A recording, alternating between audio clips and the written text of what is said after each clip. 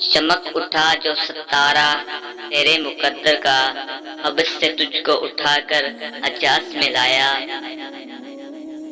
ہوئی اسی سے تیرے غم کدے کی آبادی، تیری غلامی کے صدقے ہزار آزادی۔ وہ آستاں نہ چھوٹا تجھ سے ایک دم کے لیے، کسی کے شوق میں تو نے مزے ستم کے لیے۔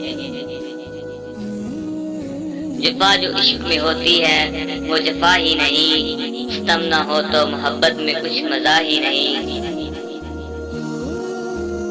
نظر تھی صورت سلما عطا شناس تیری، شراب بدی سے بڑھتی تھی اور پیاس تیری۔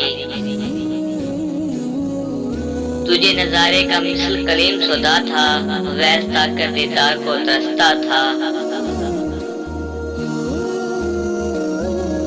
مدینہ تیری نگاہوں کا نور تھا گویا، تیرے لیے تو یہ صحرا ہی دور تھا۔ تیری نظر کو رہی دید میں بھی حسرت دید، خنک دلے کے تپید زمینیا سائد۔ گری و براق تیری جان نشکیبہ پر، ایک اندازن تیری ظلمت تھی دست مسافر۔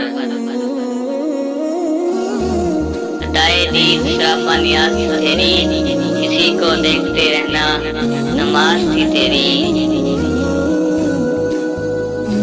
ازاں ازل سے تیرے عشق کا ترانہ بنی، نماز اس کے نظارے کا ایک بہانہ بنی۔